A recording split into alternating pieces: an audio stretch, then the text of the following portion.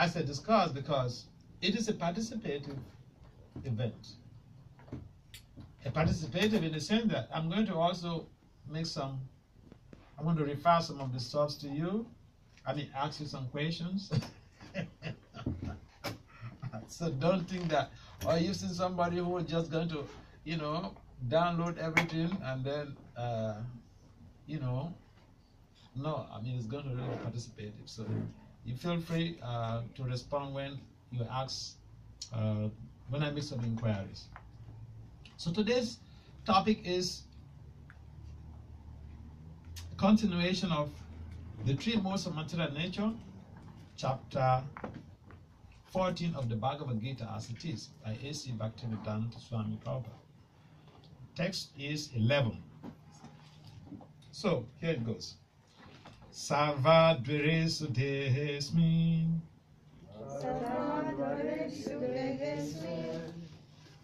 Prakasha upajayate. Jnanam yad tada vidvad. Vivridam satvam ityuta. Bhakti, can I get some more?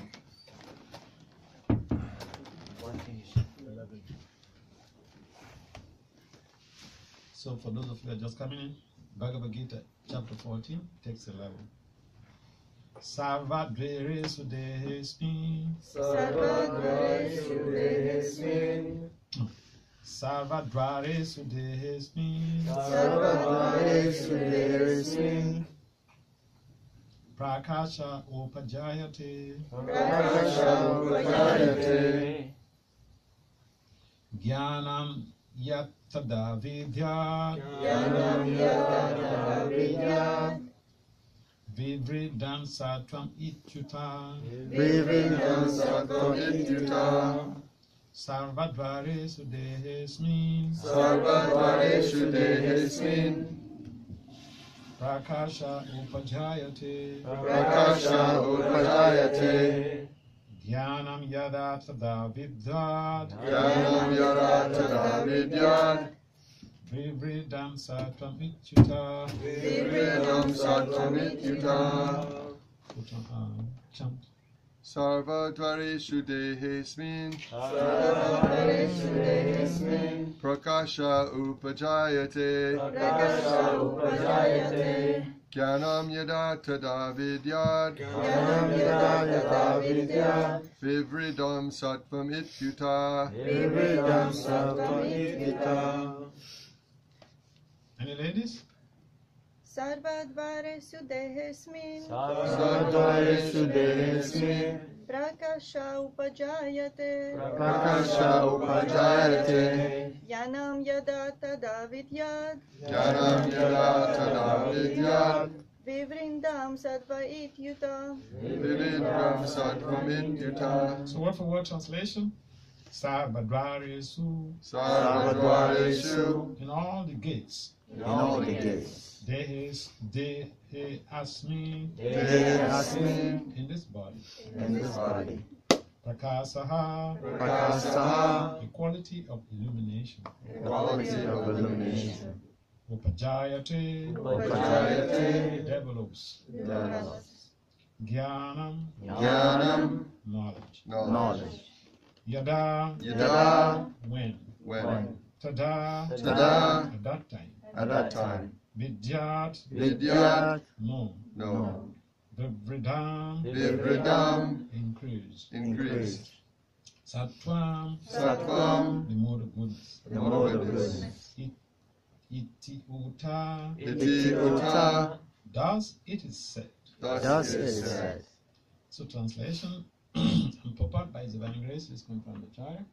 Srila Abhachan Abhinda Bhakti Vedanta Swami Prabhupada Maharaj ki Jai. Srila Prabhupada ki Jai. The manifestation of the mode of goodness can be experienced when all the gates of the body are illuminated by knowledge. Please kindly responsibly repeat. the manifestation of the mode of goodness The manifestation of the Lord's goodness can be experienced can be experienced when all the gates of the body when all the gates of the body are illuminated by knowledge. are illuminated by knowledge. Report. There are 9 gates in the body: 2 eyes, 2 ears, 2 nostrils, the mouth, the genitals, and the anus. When every gate is illuminated by the symptoms of goodness, it should be understood that one has developed the mode of goodness. In the mode of goodness, one can see things in the right position, one can hear things in the right position, and one can taste things in the right position. One becomes cleansed inside and outside. In every gate, there is development of the symptoms of happiness, and that is the position of goodness. Om Gyana Timaranasya, Gyana Jana Salakaya, Saksuru Militam, Yena Tasmai, Si Gurave Namaha. Sucheta Manovistam, Safetam Yena Bhuta, Swayam Rupam Kadamaya, Dadati Swa Padantika, Pancha Kalpatari Vilcha, Kripa Samudya Devacha, Patitana Pavanidya, Vaishnavya. Namo Vishnu Padaya Krishna Pristaya Bhutale, Shema Te Bhakti Vedanta Swami Nityananda, Namaste Saraswati Devi, Gauravani Pachari, Namaste Shivani. Jaya Sri Krishna Chaitanya, Prabhu Nityananda, Sri Advaita Gadadhara, Sri Vasudeva. Hare Krishna, Krishna, Krishna, Krishna, Hare Hare, Hare Hare Rama, Hare Rama, Rama Rama, Hare Hare. So again, welcome to 22nd Avenue, Matchless Gifts. Like we have heard, this is the very first temple of ISKCON, established by Srila Prabhupada, the founder or child of ISKCON. So this is where it all began. This is where it all started. And so we are lucky to be to come to this place of pilgrimage. It is mentioned in the Bhagavatam that wherever a pure devotee steps his foot, that place becomes a pilgrimage. Not to speak of where he's been lecturing. Huh?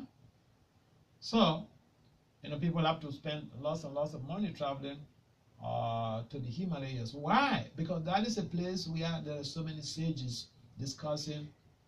People go to Nabin, that's the place where sages discuss transcendental subject matters. So here also, since 1965, 1966, since then, this place has been a place of transcendental discussions. And you know what? Wherever two or three people are gathered discussing about Krishna, Krishna is there. Because he is absolute. I was at Central New Jersey on Sunday. I planned for ISKCON Temple there for the Sunday Feast lecture.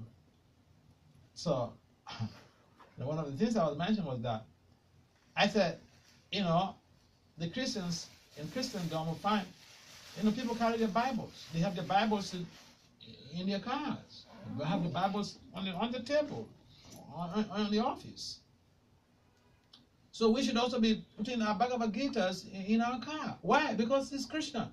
If we accept in principle that the Bhagavad-gita is the spoken word of Krishna, and since Krishna's word and his personality are not different, that is the manifestation of Krishna. That is the literary manifestation of Krishna. That's the sound representative of Krishna. The Bhagavad-gita was spoken directly by Lord Krishna. And so Krishna's thesis of the Bhagavad-gita could create a revolution in our lives if we would try to read it every day. Because knowledge is power, and power is revolutionary. If you have power, you could be drunk. If the power is too much, it could cause trouble. But this spiritual power, it doesn't really cause trouble, no matter how much you get yourself, intoxicated with that power. And Prabhupada mentioned, I was listening to one of his lectures, he mentioned that if someone is following this standard, spiritually and materially, you become powerful. If you're not following this standard, it's a different thing. If you're doing the wishy-washy things and using Krishna as a facade, that's a different thing. But if you're following this, if you're following the standard, what Prabhupada has given to us, you become powerful. There is power that comes with it. Even Krishna will nourish your aspirations, isn't it? Sure. Krishna will nourish your aspirations. So, here in this text, it is a more of a metaphysical text. It's giving us information about what the different gates of this body are. And these gates are described by Lord Krishna when in his instruction to Uddhava as the executive. So here you go. There are knowledge acquiring senses or knowledge acquiring sensory modalities. Lord Krishna mentioned that these 9 gates are the executive sensory modalities. You know, there are senses, there are knowledge acquiring senses, and there are the working senses. Working senses and executive senses, they're the same because you have a plan, you have to execute it. The senses may develop some idea, it's like a plan. The working senses, you have to execute it. But you know what? These senses are these knowledge acquiring senses and the working senses, which is these 9 gates, and they could put us into trouble. They could also help to give us liberation, but they could also help to put us into big trouble. How is that? How is that?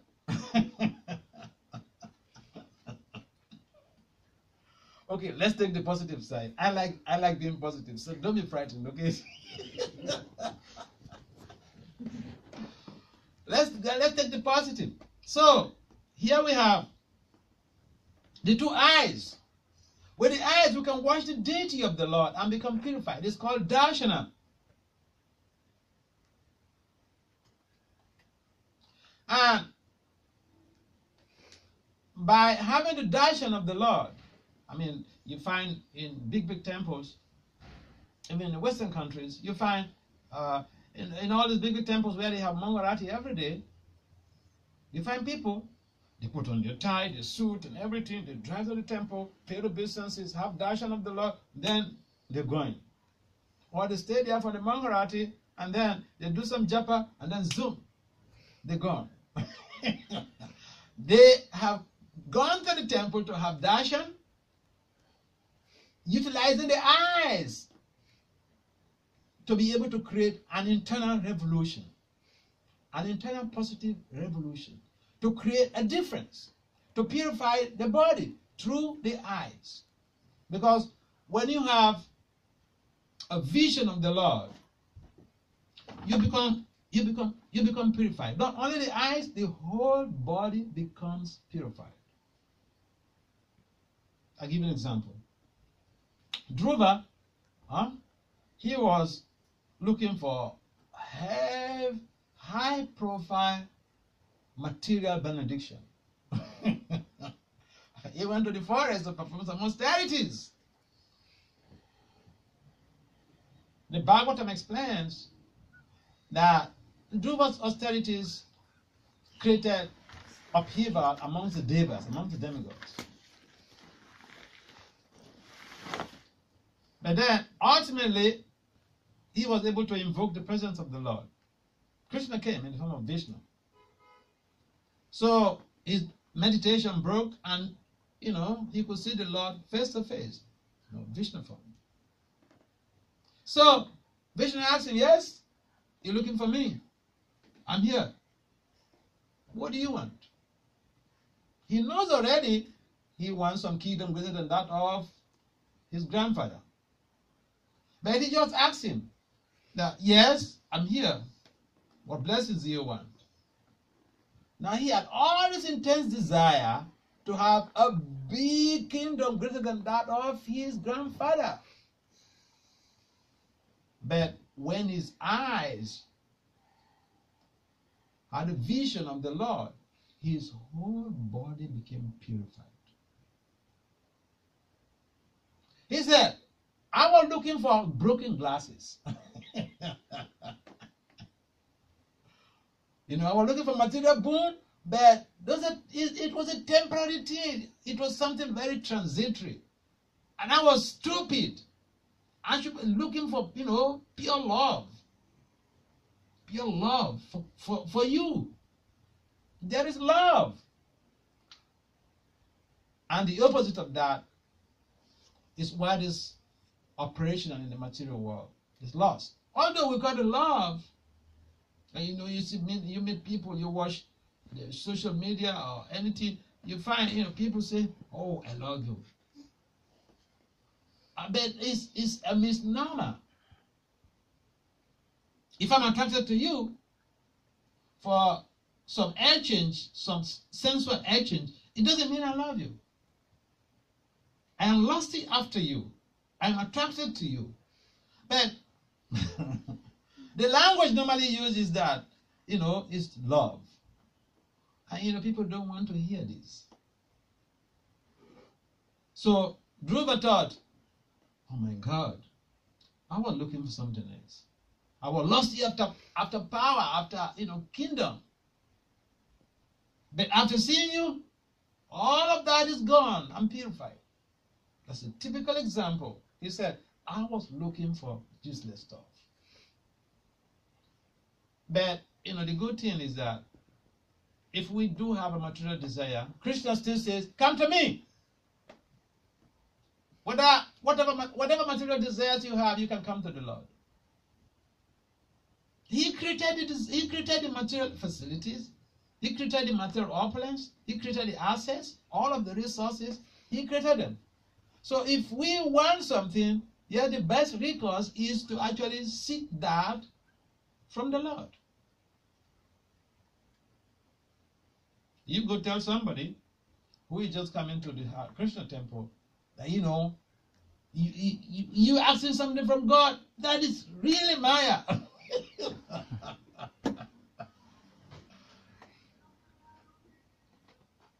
Yes, sometimes we go haywire.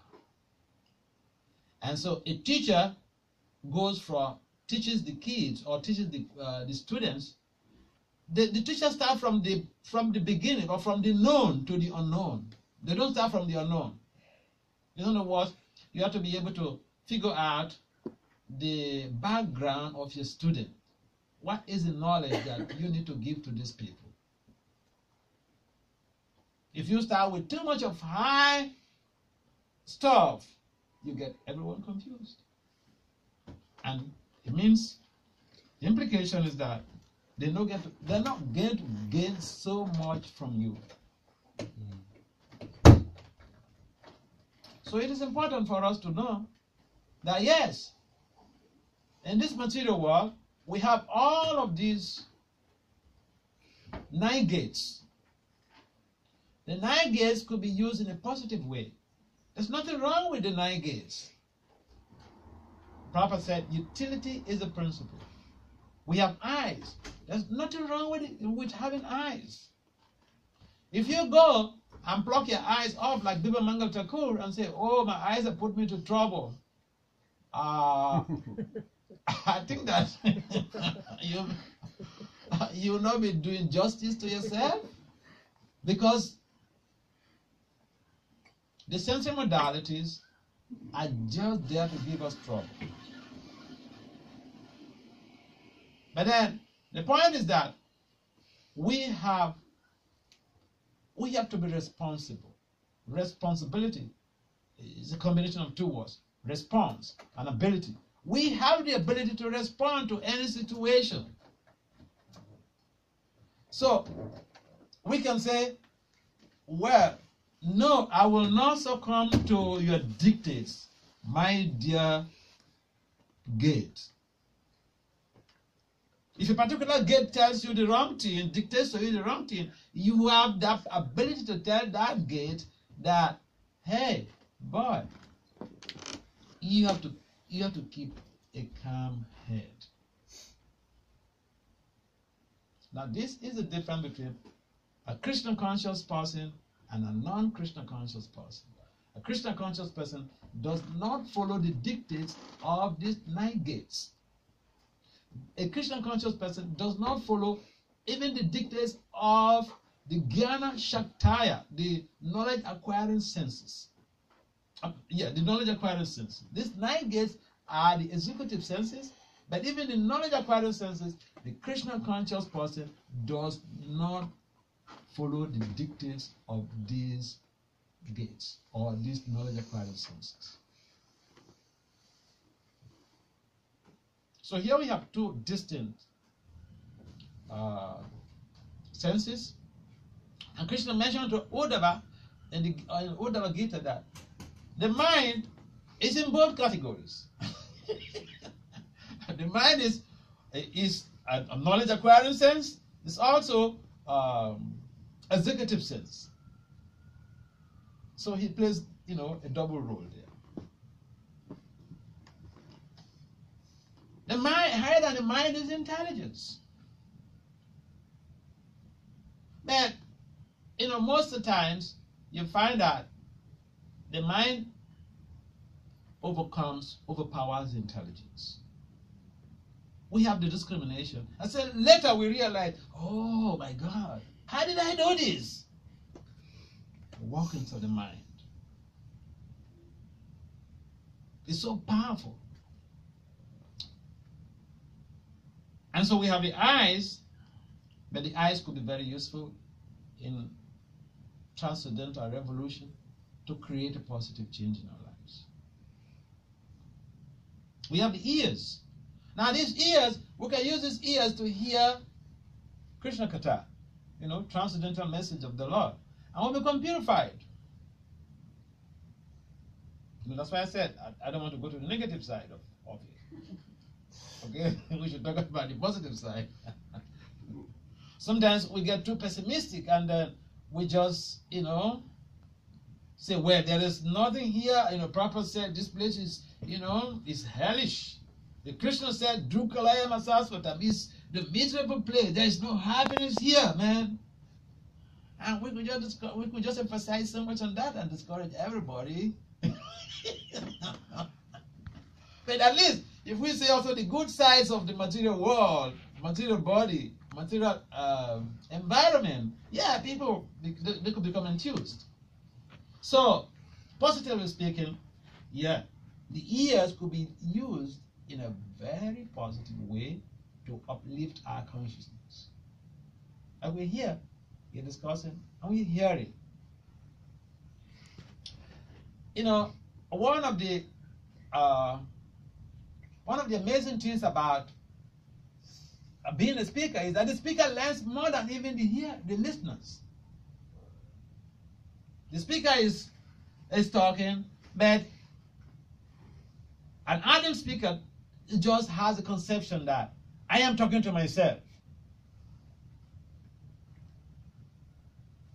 He doesn't think, well, I'm talking to you guys. No. Because empirically speaking, the speaker actually gains more than even the people who are listening. Because it's coming from him or from her. And if it's a transcendental knowledge like this, by speaking he becomes purified. And then by hearing also he's speaking and then at the same time hearing is like the chanting. So you get double benefit.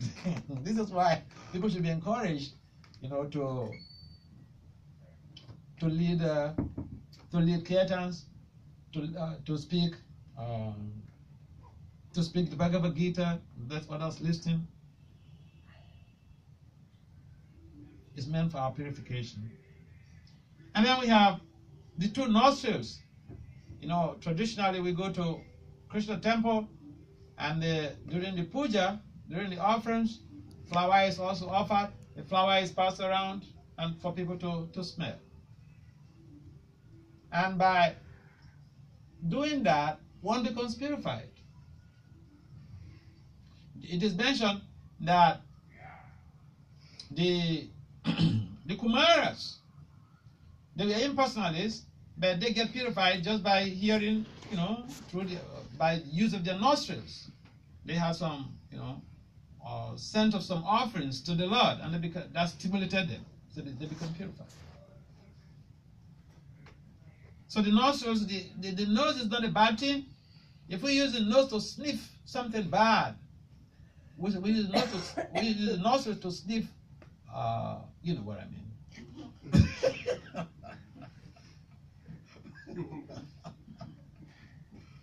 It could be disastrous. Huh? It could be disastrous. So, there are good things that we can do with all of these 9 gates. And we shouldn't think that, having this material body is just, it's a bad bargain, but this is what Prabhupada mentioned about maximum utility of this bad bargain. We use it in Krishna consciousness, and we become purified. And our lives could be very glorious. So the mouth, most of the troubles on the planet, they emanate from, they are emanations from the mouth. Someone says something, I call it, those things that create trouble, I call it hogwash, insincere nonsense. You say something, and then that hurts somebody else, and then they will also respond. And once we say something that hurts somebody, that is called violence, according to the American Psychological Science Association. Anytime we say something that hurts someone, we have caused violence. And in our own tradition, by dint of our principles, we have broken one of the principles. Violence. That's why we don't eat animals. Oh, yeah.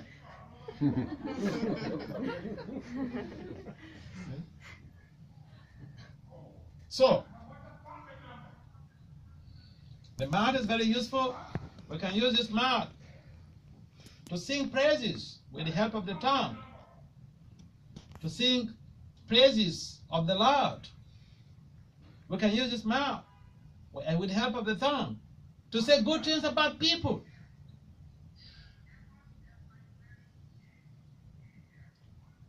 We can use the mouth to eat Krishna prasadam and become purified. Eat sanctified food. If we don't use the mouth to just say any and anything. You see, the mouth is so powerful. The tongue has no bone, but it's a very powerful weapon. It could create wars. It's just 2 presidents of different countries wagging at each other, and they will engage their countries into war. You said this? I'm going to teach you a lesson. Who are you? Get out there. All right, I'll meet you. The tongue. The tongue. It is mentioned in the Sastra that, each time we want to eat, we recite this prayer, Sarira Avida Jandundra Taika. That all the senses, the tongue is the most difficult to control.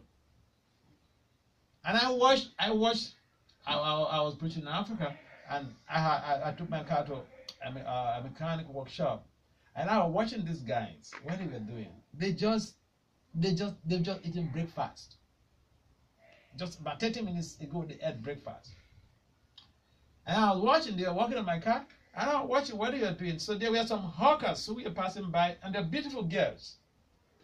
And then I was watching them. They're just eating.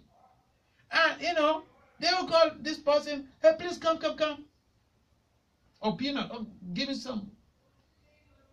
Just because some beautiful girl is hawking something, the tongue is saying, hey, I need it. The eye sees the girl, and then the mind dictates, hey, what are you doing about that? And the tongue says, hey, you selling peanut? I need a peanut.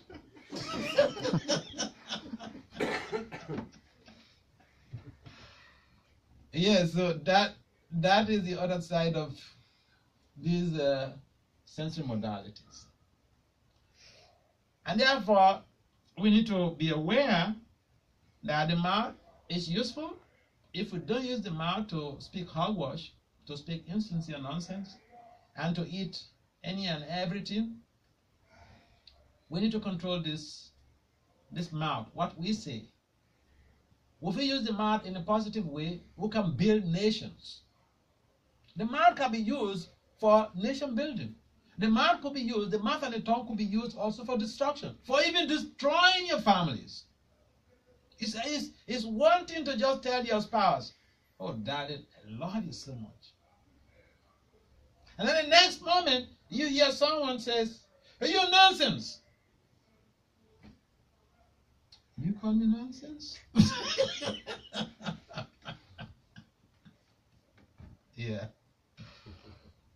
Yeah, I remember, what, I won't mention the place, but I was I was watching a scenario how one teenager, a boy, so I think the mom said something to him, and then the next day he came and said, so Mom, so that is why you yelled at me? So the mom, she was scared. She said, no, I didn't yell at you. She changed her whole tone, and she tried to embellish the whole statement, and placate the boy and calm him down. Because when someone feels hurt, if even it's a child, it could be another story. Therefore, it is important for us to see how we are controlling the mouth, controlling the tongue. These are called vega, urges. We have the urge of the mouth, urge of the tongue, jiva vega. And beyond that, of course, I mentioned how the mouth is very useful to us. We can use it to chant Krishna's name. We can use it to take prasadam, become purified. Most of the things that we do in Krishna consciousness have to do with the mouth. We can use the mouth to preach Krishna consciousness, and create a positive change in our communities, beginning with ourselves. And the genitals. There's nothing wrong in having genitals. Who said there's something wrong? How you use it. Utility is the principle. What? There's nothing wrong in going to buy a knife in the shop. What do you use that knife for? You use the knife to cut your vegetables in the kitchen. Perfect. You use the knife to threaten someone, you're going to jail. Isn't it? Yeah. So again, utility. So the genitals are also there.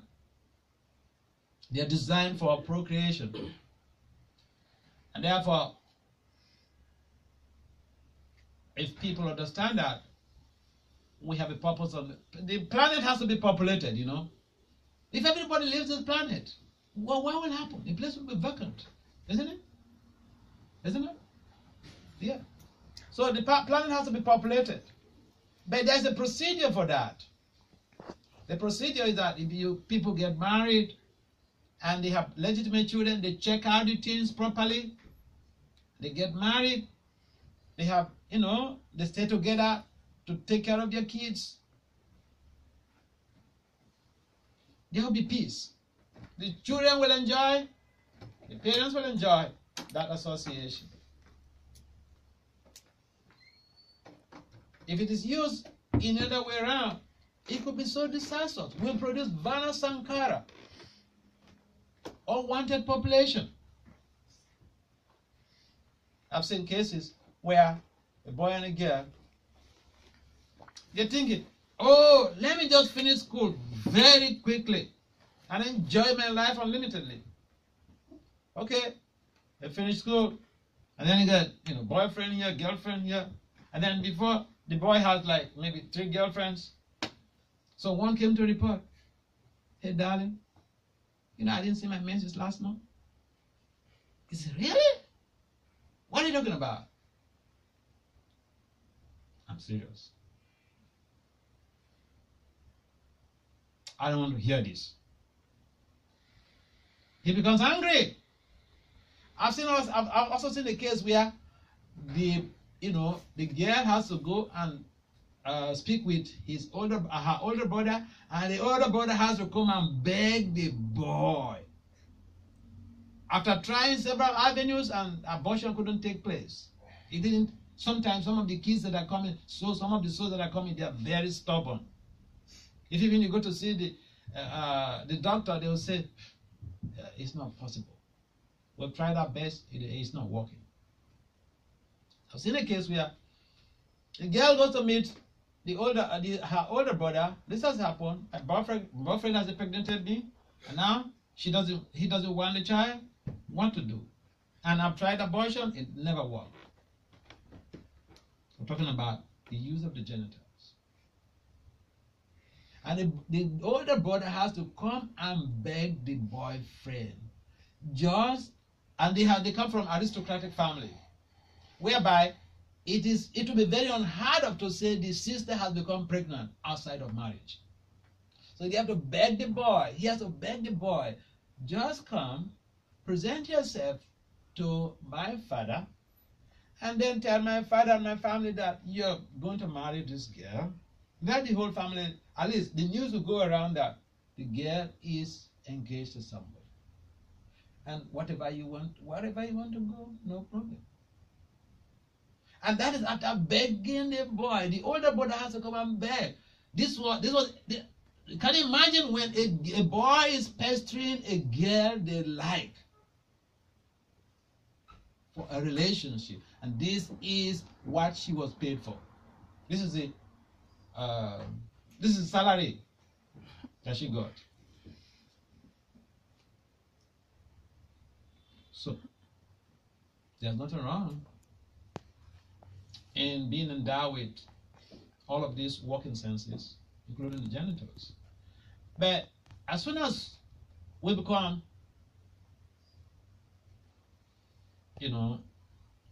followers instead of being the leader, if we become the followers of the sensory modalities, if we follow the dictates of the sensory modalities, we could ruin our career.